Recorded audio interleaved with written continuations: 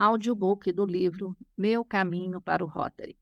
Leitura de Edith Campos, Rotary Clube Contagem Cidade Industrial, Distrito 4760. Coordenadora Regional da Fundação Rotária para a Região 29. Capítulo 34. Rotary começa a expandir-se. O idealizador do primeiro Rotary Clube percebera, desde o início, que por si só o objetivo do clube tinha campo extremamente limitado. Ele ansiava por expandir esse objetivo para fora dos quadros do clube e criar clubes congêneres em outras cidades. Rotarianos e não rotarianos podem pensar que a expansão de Rotary de cidade a cidade e de país a país aconteceu sem que houvesse um árduo trabalho de propagação de seus ideais. No entanto, isso se deu em virtude de um labor planejado e laboriosamente executado. A extraordinária força de união de Rotary pode ser simbolizada pelo fato de que a amizade era o que ligava os companheiros do Rotary Club de Chicago. A minha, pelos demais companheiros, permaneceu intocada, apesar de o significado de Rotary para mim ter sido muito diverso do que era e até agora é para muitos deles. O São Tomé em Creu estava sempre a postos. Só havia um recurso para quebrar-lhe a descrença, realizar o que ele teimava achar impossível, ou seja, fundar clubes congêneres em outras cidades.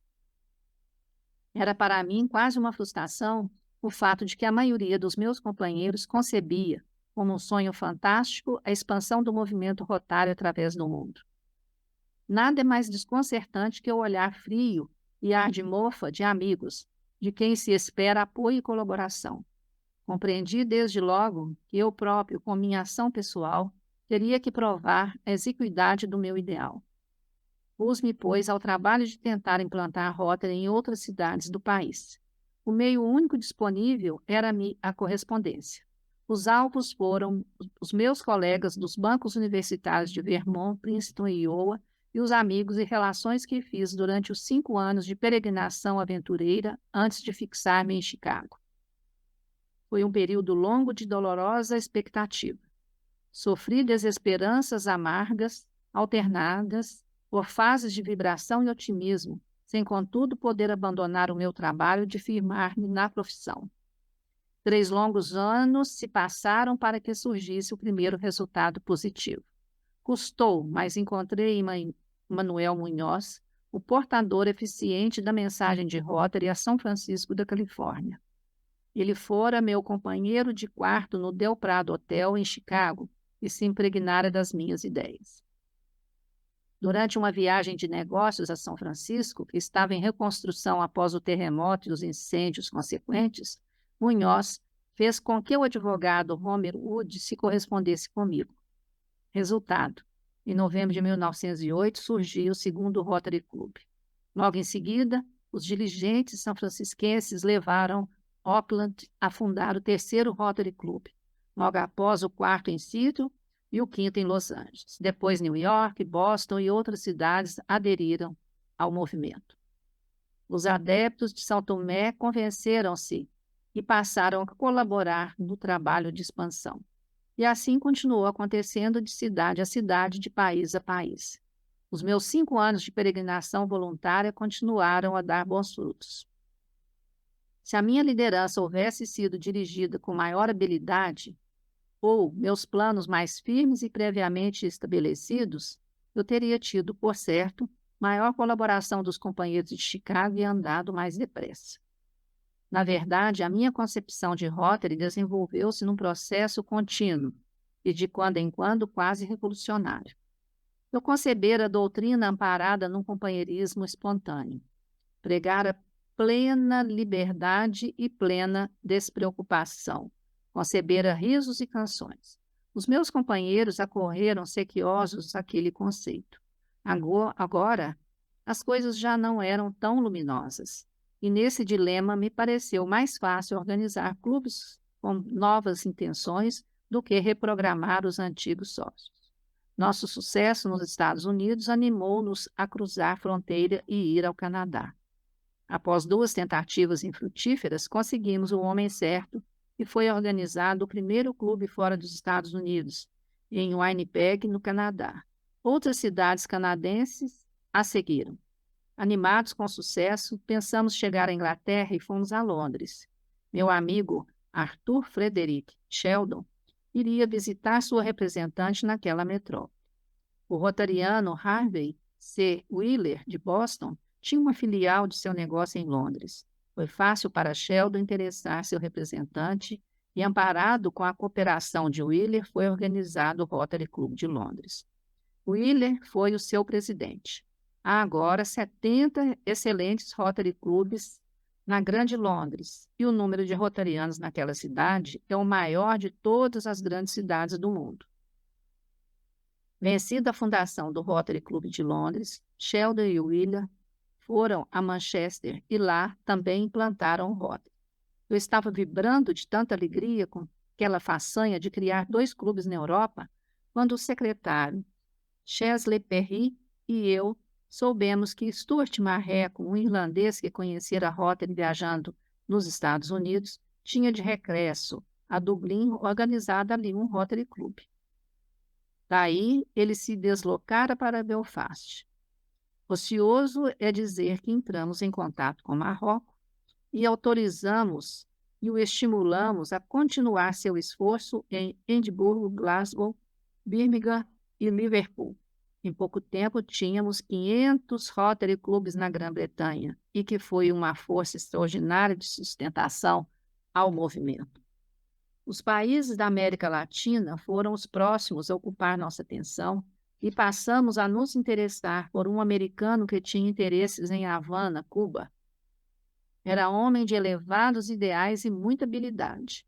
Embora se esforçasse durante algum tempo, voltou, trazendo só fracasso e pessimismo quanto à aceitação de Rotary por gente de qualquer raça que não fosse a anglo-saxão. E, não obstante, dos sócios de Rotary Club de Tampa, na Flórida, Angel Cuesta e John Turner provaram, logo em seguida, que o meu emissário estava errado. Organizaram um excelente Rotary Club em Havana, e Cuesta, animado com sucesso, foi à Espanha e ali organizou o Rotary Club Madrid, o primeiro do continente europeu.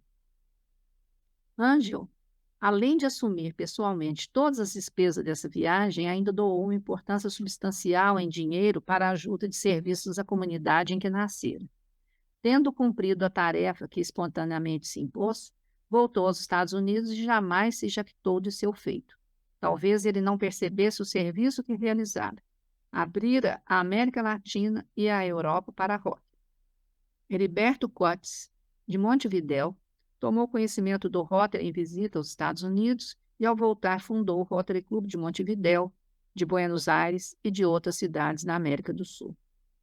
Fred Tilly, o engenheiro civil, deixou um emprego de $18.000 anuais após haver sido presidente do Rotary Club da Cidade do México e contentou-se com um de $5.000 para tentar expandir Rotary na Europa, além da Espanha, França, Holanda, Dinamarca e mais alguns países. O trabalho de Tilly terminou pela instalação de um escritório do RI em Zurique, na Suíça. 2 rotarianos canadenses, Jim Davison, de Calgary, e J.L. Houston, de Halifax, deram seu tempo, graciosamente, para criar Rotary Clubs na Austrália e Nova Zelândia. Naquele tempo, já a Rotary tinha se tornado suficientemente forte para pagar despesas de organização de clubes. Alguns anos mais tarde, Davison empreendeu a organização de clubes no sul da Europa, no Egito, na Índia, na China, no Sião, no Japão, fechando assim a volta ao mundo. Como subsídios para todo o seu trabalho, só teve a reposição dos seus custos de manutenção durante os 3 anos necessários para a execução dessa tarefa gigantesca. Quando deixou a América, já sabia que não contava com muito tempo de vida. De fato, morreu pouco tempo após o seu regresso. Paralelamente aos edificantes exemplos acima, muitos outros rotarianos destacados vêm se doando, generosamente, à expansão do Rotary, o que é altamente gratificante e atesta a positiva influência da instituição no mundo. Nos Estados Unidos, fundaram-se milhares de Rotary Clubs sem a necessidade de profissionais fundadores. Resultaram tão somente do entusiasmo e do desejo das comunidades que passaram a sentir os benefícios oriundos da presença da instituição. Os Rotary Clubs foram agrupados em distritos e rotarianos dos territórios distritais passaram a anualmente serem eleitos governadores, os quais voluntariamente se propõem a tarefa de unificar o Rotary pela adoção universal dos seus propósitos, normas e métodos de procedimento, além de expandir a sua rede. Esses governadores são e sempre serão fatores da unidade da instituição no mundo e da sua extraordinária força construtiva. Para e passo com a extensão, o desenvolvimento do ideal e as práticas de serviço rotário vêm crescendo. Os fatos precedem aos planos. Depois de resoluções de muitas necessidades sociais, foi adotada a palavra serviço na sua alta significação rotária. De um grupo pequeno localizado em Chicago, Rotary transmudou-se numa organização internacional de inquestionável nobreza de propósitos. Centenas de pequenas cidades, em clima de absoluta pasmaceira desenvolvimentista, assumiram nova vitalidade com a criação de Rotary Clubs. Campanhas de limpeza surgiram, formaram-se grupos de escoteiro, conjuntos musicais de jovens, associações comerciais estagnadas reviveram e outras foram fundadas. Acampamentos de jovens foram assumidos. Mais do que incentivadores, os rotarianos, na maioria das vezes, foram os João Faz-Tudo. Os que não podiam contribuir com dinheiro faziam-no com trabalho. Quem soubesse bater um prego virava carpinteiro. Negociantes transformaram-se em pedreiros, eletricistas, encanadores, conforme a oportunidade. As mulheres serviam gostosas refeições e muitas vezes colaboravam com seus maridos a ponto de serem chamadas rotarianas.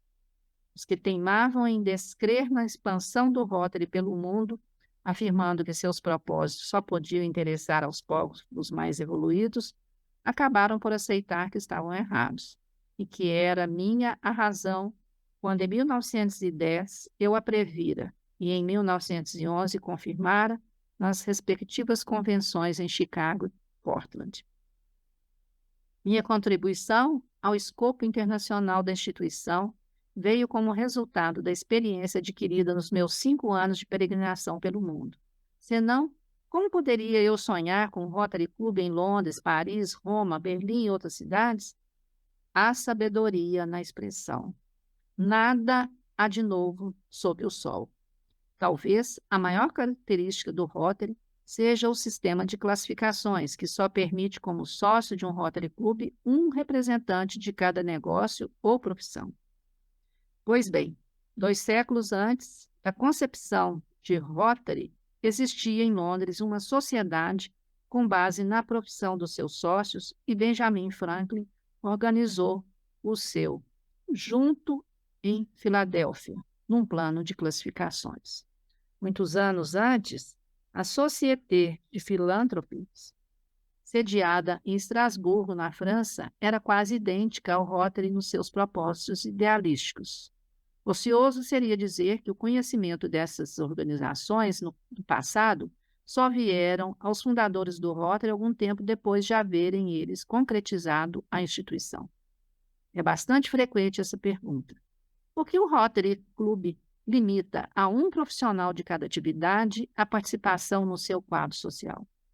A experiência provou que, assim, o companheiro é mais efetivo, eliminam-se as suscetibilidades nos negócios e nas relações profissionais, estimula-se a solidariedade, fomenta-se a dignificação e o orgulho do exercício da própria profissão e alarga-se o espírito de compreensão das peculiaridades dos outros profissionais. Há muitas organizações cujos sócios são da mesma profissão. São elas de grande importância no mundo moderno. Proporcionam oportunidades de colaboração e solidariedade para o desenvolvimento dos seus negócios, quer quanto à melhoria técnica, quer quanto ao interesse comum. Uma associação de cirurgiões não admite profissionais de outras atividades, pois essas nada poderiam oferecer ao avanço ou dignificação da cirurgia. Se isso é verdade, o é também o fato de alguém que tenha interesse social ter evolução muito restrita se só mantiver contato com cirurgiões. Alargaria suas possibilidades se contatasse com outros profissionais e interesses. Poderia obter tais contatos na sua igreja e no seu clube, mas estes não estão organizados para oferecê-los.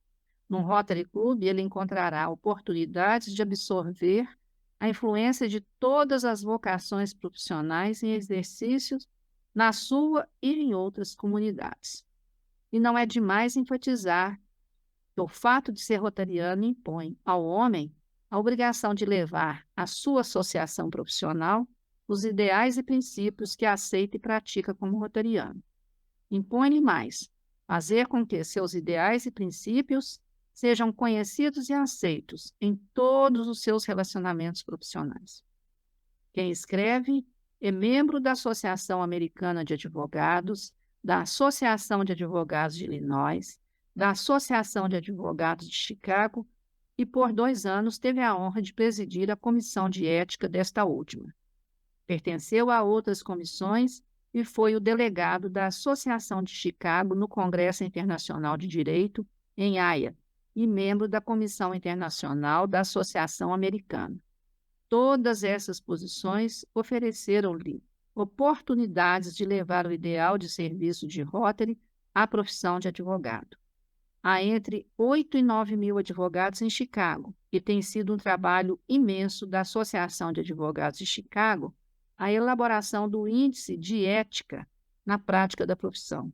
Perto de 300 advogados tiveram seus nomes cancelados do quadro profissional por falta de ética.